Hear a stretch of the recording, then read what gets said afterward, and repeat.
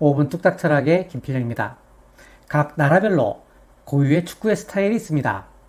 브라질의 축구는 기술력을 앞세운 삼바 축구를 하고, 영국의 축구는 킥 앤 런으로 이루어지는 빠른 공수 전환의 축구를 하죠.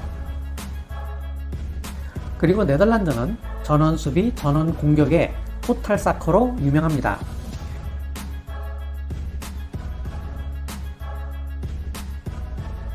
그리고 프랑스의 축구는 세밀한 패스와 조직력을 앞세운 아트 사커라고 하죠.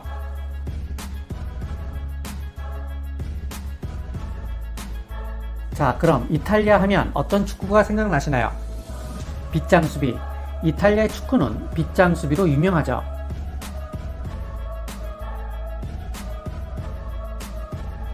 이탈리아 대표팀의 영원한 주장인 파울로 말디니는 이렇게 말합니다.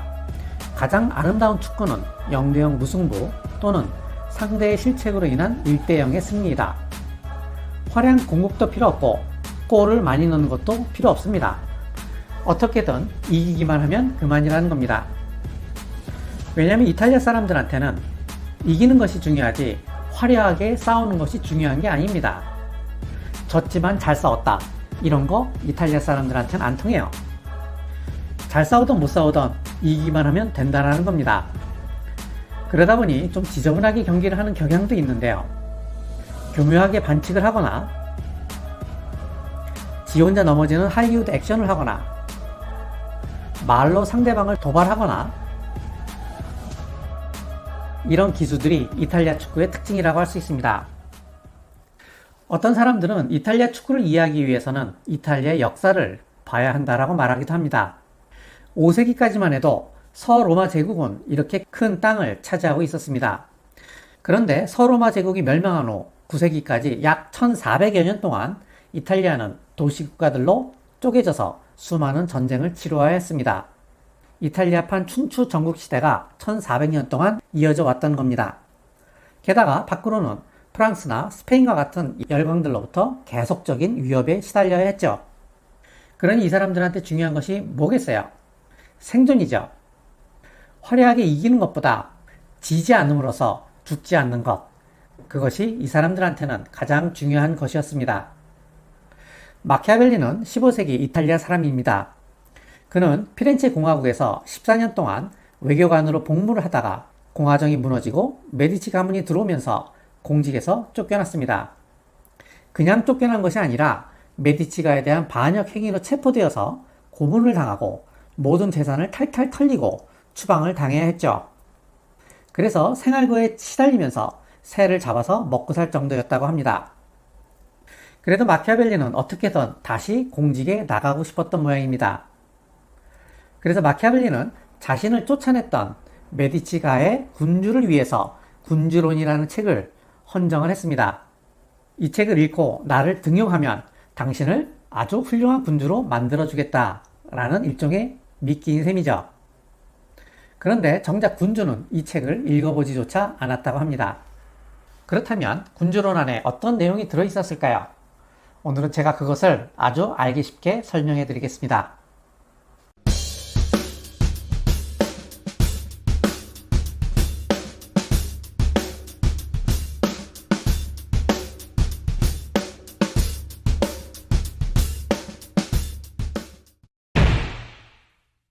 군주론은 크게 두 부분으로 이루어져 있습니다. 먼저 전반부에는 케이스별로 나라를 어떻게 통치해야 하는지, 군대를 어떻게 운영해야 하는지 하는 통치술에 관한 것이고, 후반부에는 군주는 어떻게 행동을 해야 하는지 하는 일종의 군주의 처세술에 관한 것입니다. 통치술은 우리의 관심이 아니죠.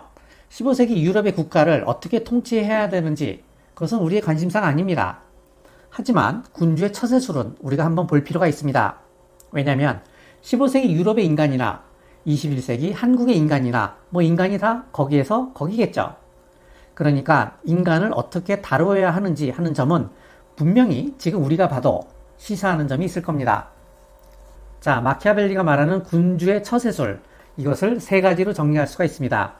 이것을 편의상 군주의 3원칙이라고 해보죠. 자, 군주의 제1원칙.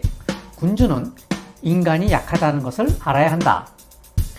인간은 위선적이고 탐욕스럽고 변덕스럽고 위험을 두려워하는 존재입니다.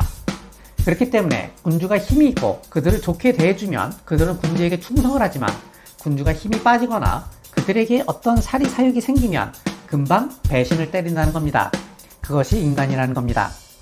그렇다면 그들이 배신을 때리지 않게 하려면 어떻게 해야 될까요? 여기에서 군주의 제2원칙이 나타납니다. 군주의 제2원칙. 군주는 때로는 사자가 되고 때로는 여우가 되어야 한다. 군주는 겉으로는 선하고 부드럽고 정직한 태도를 보여야 하지만 실제로는 그래서는 안 된다는 겁니다. 군주는 필요할 때는 악인이 되어야 한다는 겁니다. 군주는 사랑의 대상이 아니라 두려움이 대상이 되어야 사람들이 배신을 때리지 않는다는 겁니다. 왜냐하면 인간은 두려움을 느끼는 사람을 해칠 때보다 사랑을 베푸는 자를 해칠 때 덜 주저한다는 겁니다. 그리고 마키아벨리는 신의 따위는 개나 줘버려 라고 말을 합니다. 신의를 지키는 것이 불리할 때에는 신의를 지킬 필요가 없을 뿐만이 아니라 신의를 지켜서도 안 된다는 겁니다.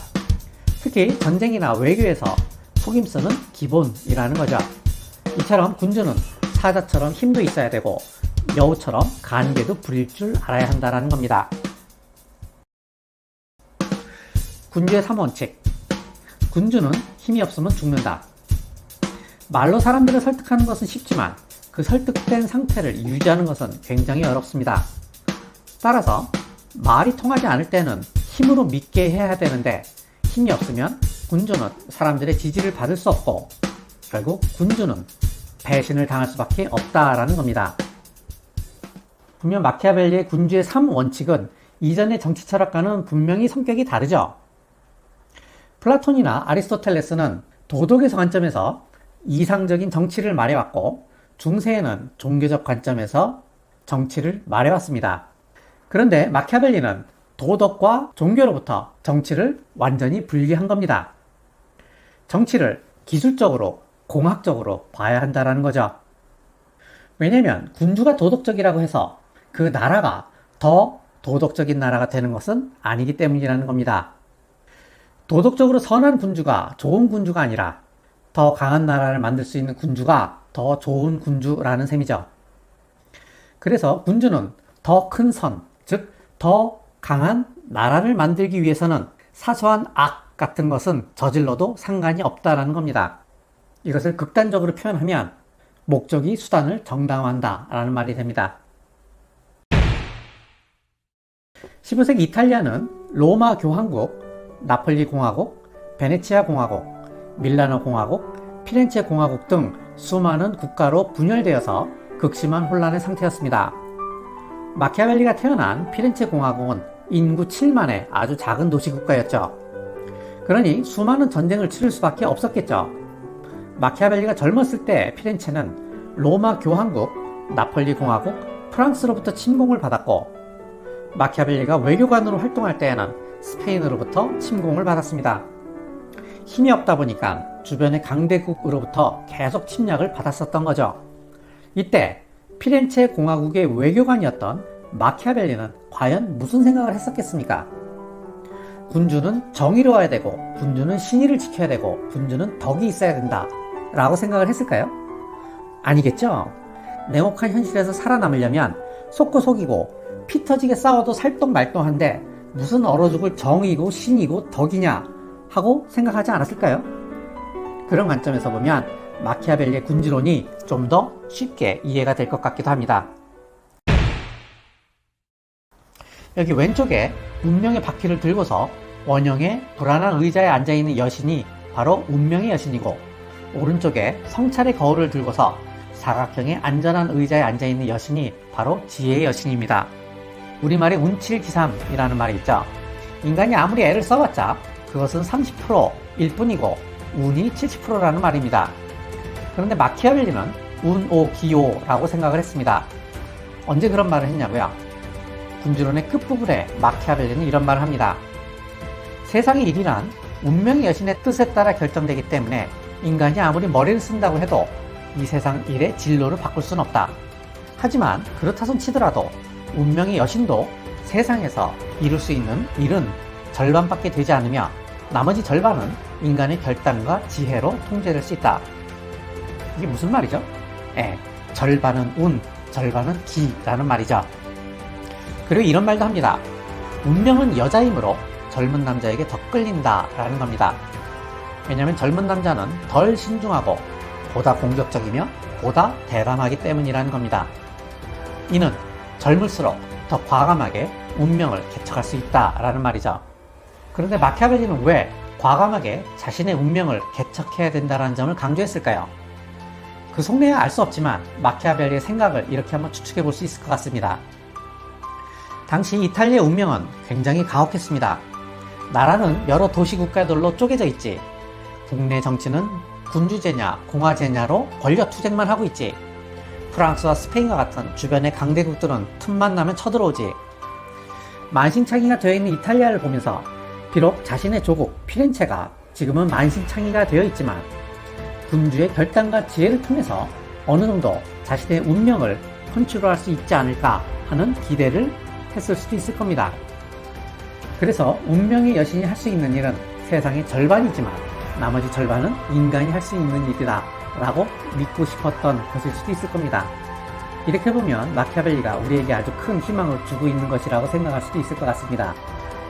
왜냐하면 당시 이탈리아가 처한 상황과 지금의 대한민국이 처해 있는 상황이 너무나 비슷해 보이기 때문입니다. 자, 오늘은 마키아벨리의 군주론에 대해서 이야기를 했습니다. 오늘의 영상이 재밌으셨다면 좋아요와 구독하기를 부탁드리고 혹시 잘못된 점이 있으면 댓글을 달아주시기 바라겠습니다. 오늘은 이만 마치죠. 감사합니다.